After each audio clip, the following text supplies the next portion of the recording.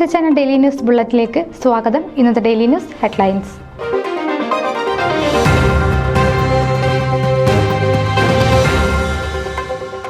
Kerala association of Dallas education cash അവാർഡുകൾ വിതരണം ചെയ്തു.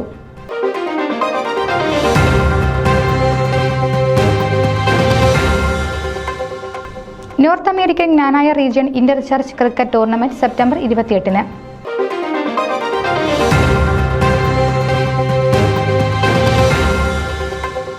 ഫോമ 2024-26 വർഷത്തെ പുതിയ ഭരണസമിതിയുടെ പ്രവർത്തന ഉദ്ഘാടനവും ഹാൻഡ് ഓവർ സെറിമണിയും ഒക്ടോബർ 26-ന് ഹ്യൂസ്റ്റണിൽ വെച്ച്.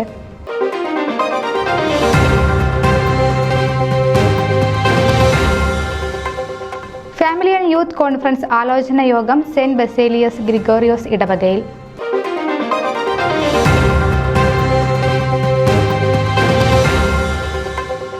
സെന്റ് പോൾസ് പിക്നിക് ആനന്ദത്തിന്റെയും കളിതമാശയുടെയും ഉത്സവമാക്കി മാറ്റി.